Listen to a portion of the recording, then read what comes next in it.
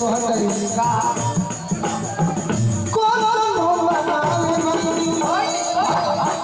हम देवता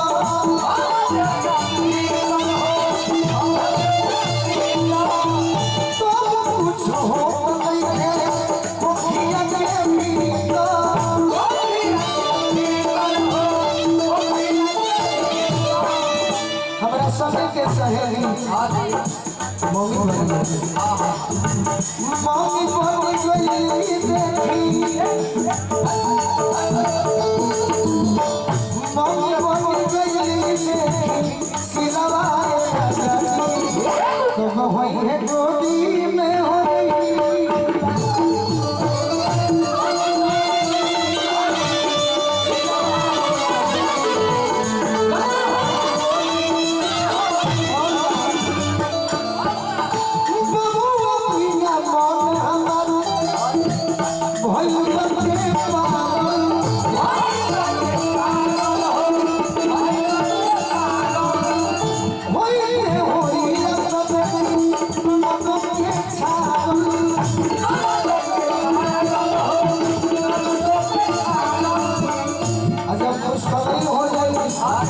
पूरा गाँव में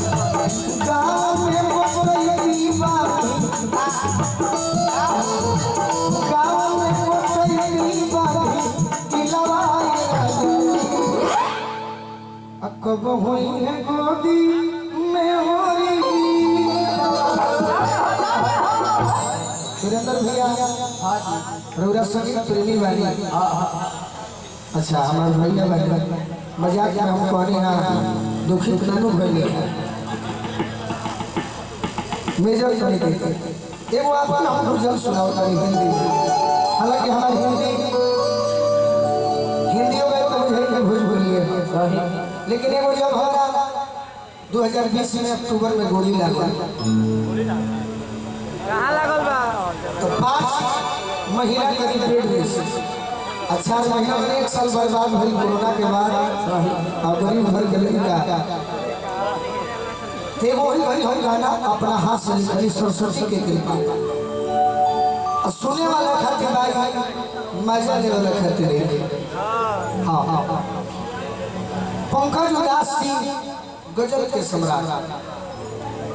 वहाँ के तमेखी अभी कुछ दिन पहले पद्म श्री शारदा सिन्हा जी के भी देहांत हुए वहाँ के गैला के बाद शायद अब छठ पे गीत सुन हो जाए लेकिन आत्मा के शांति मिले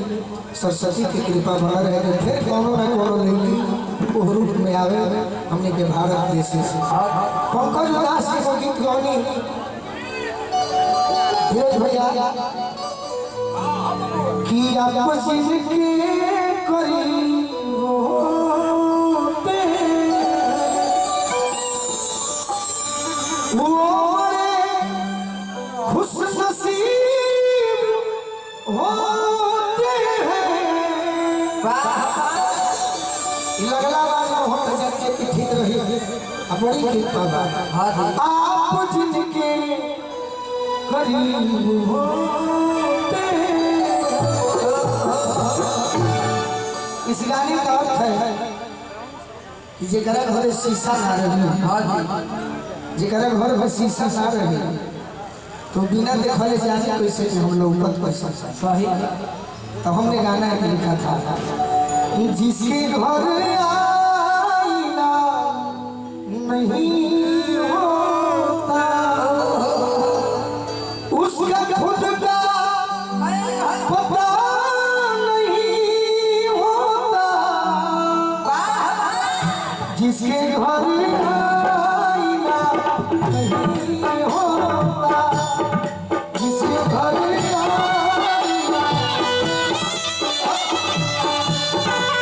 उसका खुद का पता नहीं होता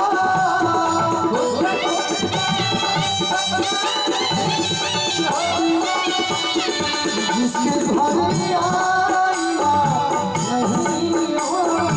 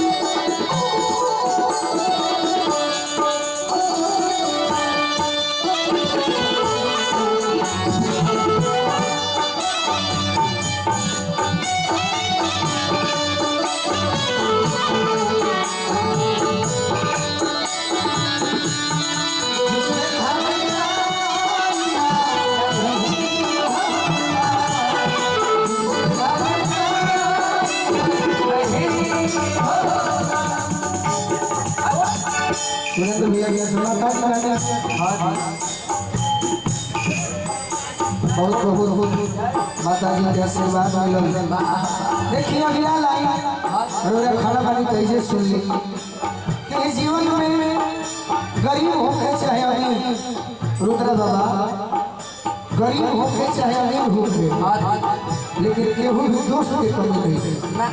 लेकिन फिर भी गाना के लाइन गावा दोस्तों की कमी नहीं होती,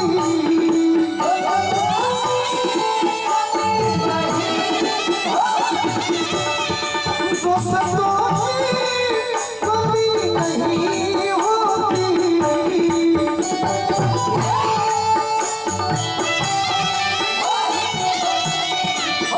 भाई कैसे बात दोस्तों की कमी नहीं होती, फिर भी हर कोई गुस्सा नहीं होता,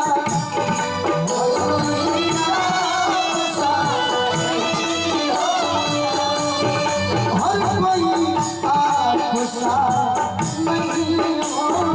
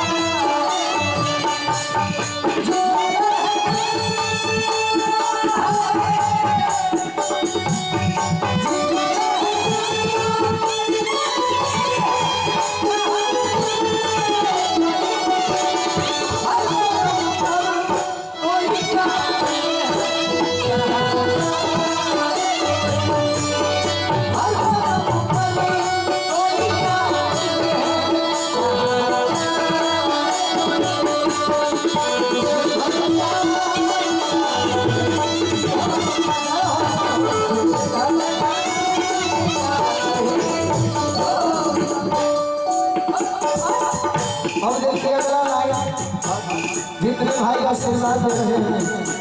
इसका मतलब कि आप हमारा गाना सुन रहे हैं और अच्छा चीज को प्रमोट करना चाहिए कि हम आग्रह करो। हर कदम पर खुशी नहीं मिलती,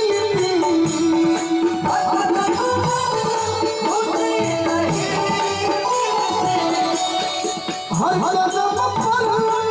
खुशी नहीं मिलती,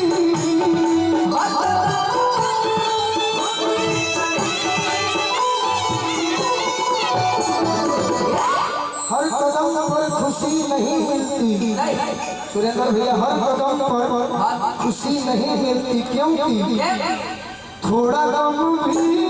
बुरा नहीं होता, थोड़ा गम भी बुरा, थोड़ा गम भी बुरा नहीं होता।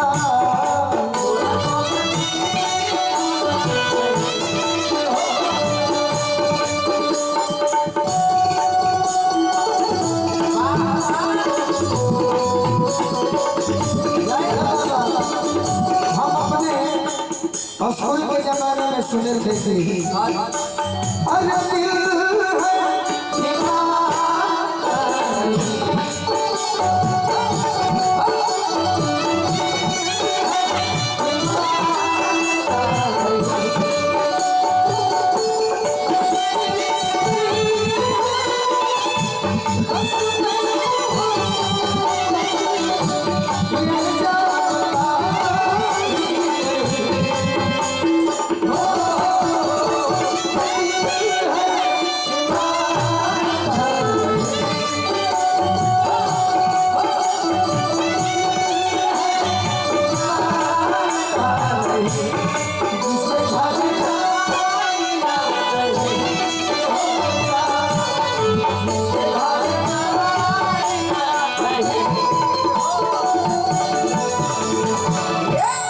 आदमी के जीवन में कुछ न कुछ मजबूरियां होती हैं। लेकिन उससे लोग गलत समझ लेते हैं। कुछ